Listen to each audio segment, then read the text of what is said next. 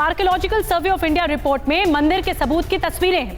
TV9 Bharatvarsh पर ASI सर्वे की पूरी डिटेल मौजूद है। एक एक डिटेल टीवी9 भारतवर्ष आप तक पहुंचा रहा है कि किस तरह के सबूत मिले हैं जब एएसआई का सर्वे हुआ, इसकी डिटेल है। और ये देखिए मार्बल स्लैब, ये भी जब सर्वे किया गया तो उसमें राम लिखा हुआ था।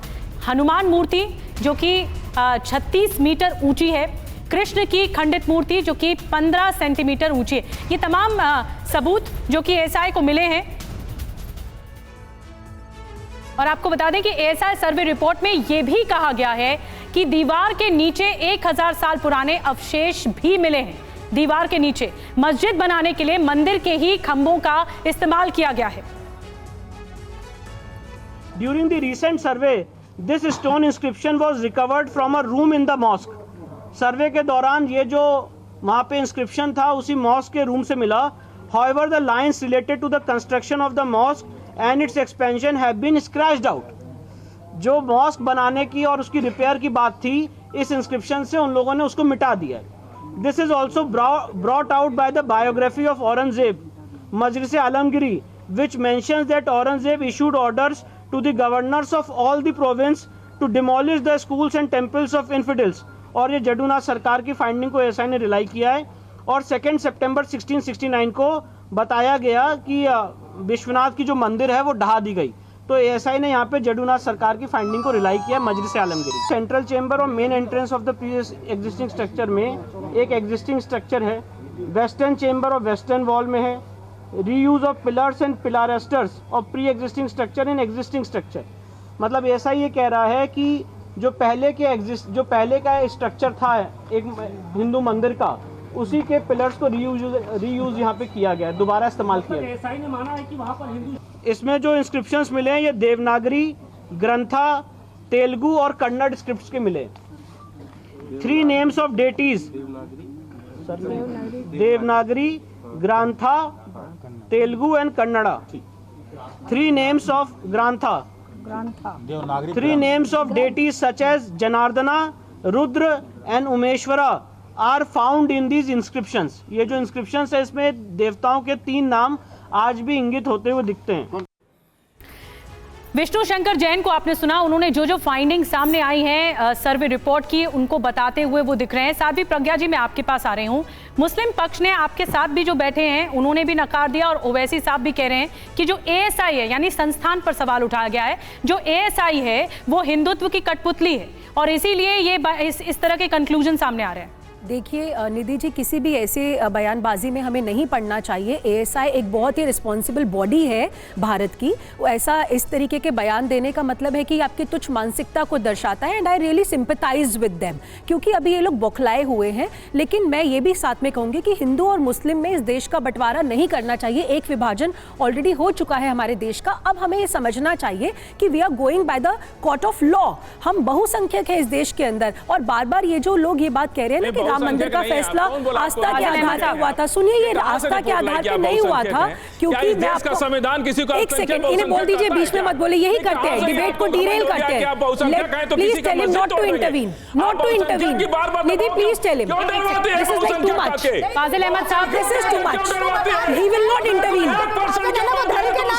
ही विल नॉट। देखिए फाजिल अहमद साहब ये बीच में बोलते हैं, फाजिल अहमद साहब पूरे देश को गुमराह करते हैं। फाजिल अहमद साहब चिल्लाइए मत, यहाँ पे चिल्ला हर शख्स सकता है। नहीं इन्हें बोलिए, ये अच्छी बात नहीं है। फाजिल अहमद साहब मुसलमान रहते हैं, सिख, देखिए गलत बात है ये, ऐसे नहीं मुझे। अच्छा ठीक है मैं आप ही के पास आ रही हूँ। फाजिल अहमद साहब लेकिन दिस इज रॉन्ग ना, लेट मी कंप्लीट। ये बीच में बोले that doesn't give him the right to speak.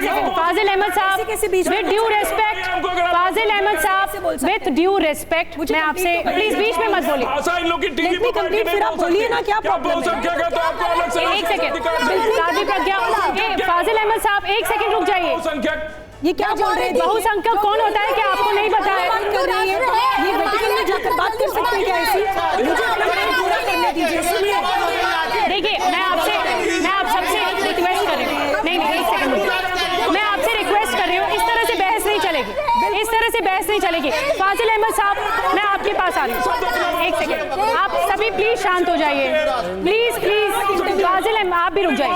Fazil Ahmed साहब, मैं आप ही के पास आ रही हूँ। अच्छा ठीक है, फाजिल अहमद साहब देखिए, चिल्लाइए मत, चिल्लाए यहाँ पे हर कोई सकता है। देखिए एक सेकेंड, फाजिल अहमद साहब, अहमद साहब रुकिए, देखिए एक सेकंड रुक जाइए आप सभी, मैं आप ही के पास आ रही हूँ। फाजिल अहमद साहब, डर किस बात का है आपको, किस बात का डर है? क्या क्या क्या नहीं, आप ये बताइए। ये लोग संविधान को नहीं मानते। आप मानते हैं? एक सेकंड, आप मानते हैं? आप संविधान को मानते हैं? कैसी बातें कर रहे हैं? आप संविधान को मानते हैं? एक सेकंड पारुल जी, एक सेकंड, संविधान के गलत तरीके से इस्तेमाल करते हैं। आप सिंह ने कहा संविधान को नहीं मान रहे, आप एएसआई की रिपोर्ट को नहीं मान रहे। सर एक बात बताइए, सर एक बात बताइए, आप संविधान को मानते हैं? फन सेशन, आज गणतंत्र दिवस है, आप संविधान को मानते हैं? अगर आप संविधान को नहीं, एक मिनट रुकिए, अगर आप संविधान को मानते होते तो एएसआई की रिपोर्ट को इस तरह नकारते नहीं। रिस्पॉन्सिबल बॉडी है हमारे देश की। रंगेश साहब, नहीं, मैं मुझे सबसे कमेंट लेना है। निधि जी, मुझे एक बात बताइए, अगर हम अपने देश में रहकर अपना धर्म स्थान नहीं ले सकते तो हम कहाँ लेंगे? हम पाकिस्तान जाएंगे। एक सेकंड रिजवी साहब, अब आप प्लीज सब चुप हो जाइए।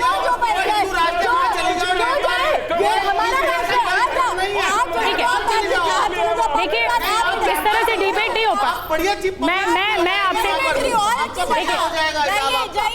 देखिए रंगरेज साहब, मैं आपसे प्लीज, ठीक है, मैं आपसे अनुरोध करती हूँ, एक मिनट रुक जाइए रंगरेज साहब, ठीक है, मैं आपसे, हिंदू राष्ट्र है, रहेगा, यही आपका सपना कभी साकार नहीं होगा। देखिए एक्सपोज होते हैं आप, ये कोशिश, देखिए सुनिए, देखिए ये मैं रंगरेज साहब, एक सेकेंड